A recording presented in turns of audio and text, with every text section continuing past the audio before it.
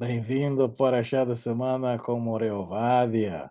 Estamos aqui para compartilhar a Torá com as nações do mundo.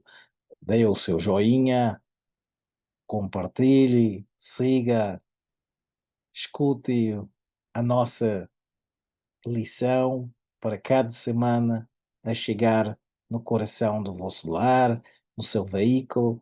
É uma alegria estarmos aqui. Queremos agradecer à família Eorli pelo apoio para esta Paraxá da semana. Bessorot Tovot Teshvot Venahamot. E sem mais delongas, queremos falar sobre a Paraxá, uma Paraxá difícil, que é a Paraxá Korach, que é a 38ª da porção do Torá no ciclo anual da leitura. E a porção é o livro de Números 16, 1 ou 18 ao 32, e nos conta sobre a rebelião de Corá, que era primo de Moshe e Arão, Datã e Abirão, e 250 líderes da nação, da tribo de Rubens. E nós vamos ver o que é que aconteceu nesta paraxá terrível. É terrível por causa de que pessoas morreram devido à rebeldia e outros também foram consumidos por um fogo. E a Haftará está no livro de 1 Samuel, capítulo 11, versículo 14, do versículo 12 ao 22. E ali também ele vem contar sobre a questão do cajado florescente em Moshe, um paralelo, e falando sobre a questão do reinado de Saul. Então, vamos continuar a mencionar que a primeira aliá temos 13 Peço e fala aonde Corá levou os Rubenitas consigo na sua rebelião contra Moshe, persuadindo com palavras e separando as pessoas entre ele e Moshe. A segunda aliá são 6 Pesukim, do 16, 14 a 19, Datan e Abirão, um longo histórico de maldades, agrava a sua iniquidade de ofender a terra de Israel e dizendo que Hashem teria mandado o povo de Israel para matar no deserto. A terceira aliá, 24 Passukim, do versículo 20, capítulo 16, ao versículo 8, capítulo 17. Este será o tema da nossa reflexão da semana.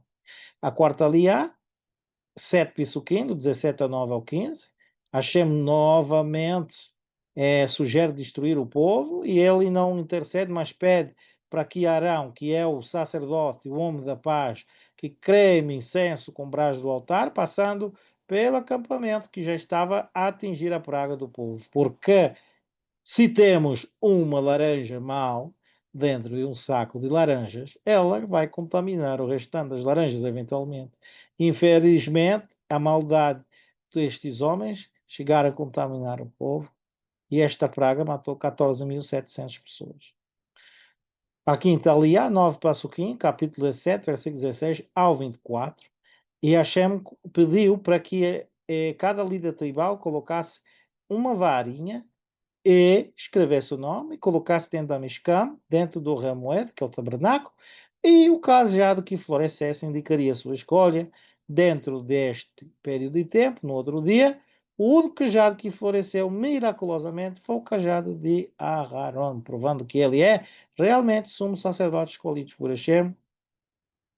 E o que acontece? Na sexta aliá, 24 Passuquim, versículo 25 do capítulo 17, ao versículo 20, capítulo 18, e Moshe coloca o cajado de Aharon dentro do Mishkan, dentro da arca, para lembrar das rebeliões e mostrar que pessoas que não fazem parte da linhagem levita e não é descendente corradita, descendente do sumo sacerdote de Israel, não podem servir no templo. É obrigado a tomar cuidado.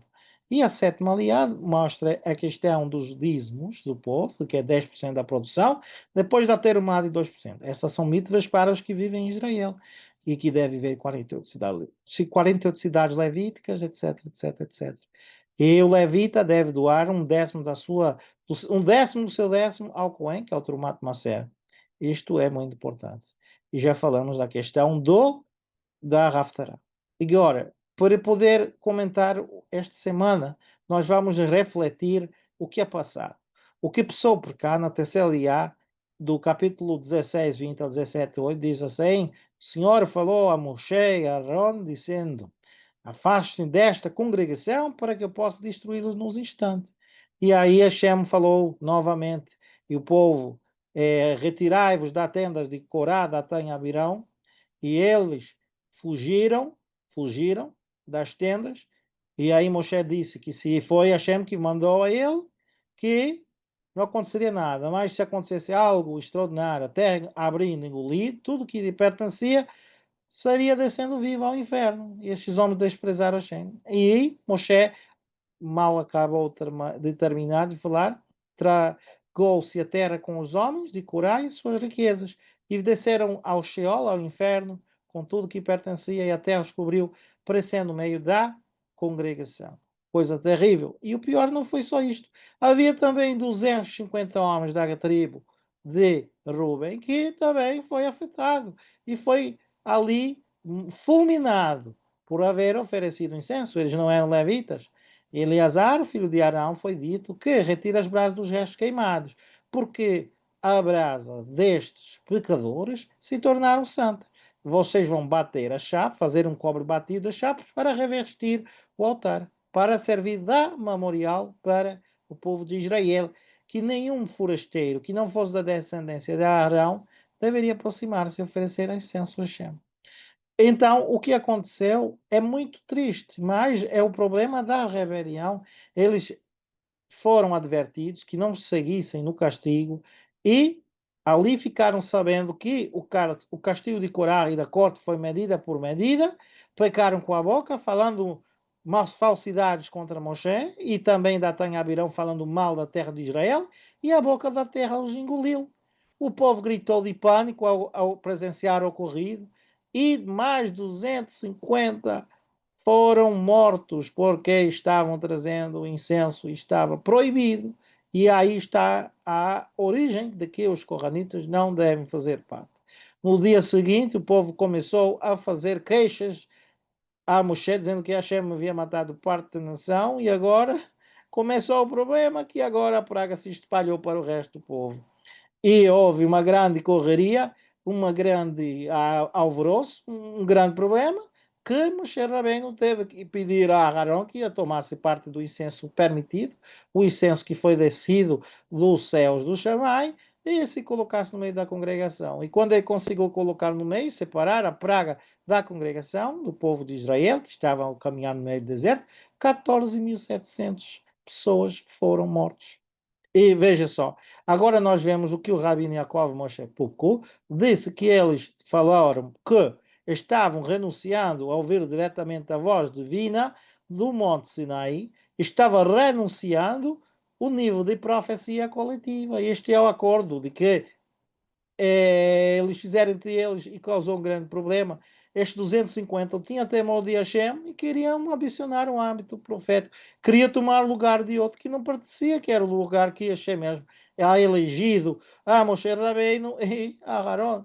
E o que acontece? Eu consegui encontrar aqui uma ligação neste texto dessa queimadura de pessoas e o aquecimento global, que é o resultado que vai acontecer, que é um aquecimento que vai aquecer toda a província. O livro de Zohar, na Parashá desta semana, no final da parte 179a, desculpe, 178b a 179b, nos diz assim: o Rabino Yitzhak diz que nos tempos vindouros, Kadosh Baruch Hu fará brilhar a lua como o sol. A luz do sol será 7 vezes mais brilhante, segundo o que está escrito. E a luz da lua será como a luz do sol. E a luz do sol 7 vezes maior, como a luz de 7 dias. O dia que chegará o Eterno a quebrar, a romper a ligadura do seu povo, e curará o seu povo da chaga da sua ferida, do cativeiro, que está em Yashiahu 30 a 26. Também está escrito: jamais se porá o seu sol, nem se minguará a sua lua. 16, 60, 20. E também disse: e o sol nunca mais te servirá de luz para o dia, em Yeshayahu 60, 19. Então, é o que está a acontecer. O aquecimento global está previsto na Zohar. E temos que tomar cuidado e rezarmos para que Hashem nos guarde, nos livre do mal e possamos seguir a Torá e a nossa liderança que achamos que tem colocado e aceitar a Torá e não questionar o que a Torá fala, que a verdade é verdade, vamos comer cachê, vamos guardar o Shabat, vamos viver nesta vida maravilhosa que temos. Muito obrigado, Shabbat Shalom, Shavua Tov e Rodesh Tov, o Mevorach do mês de Tammuz. תודה רבה לכם.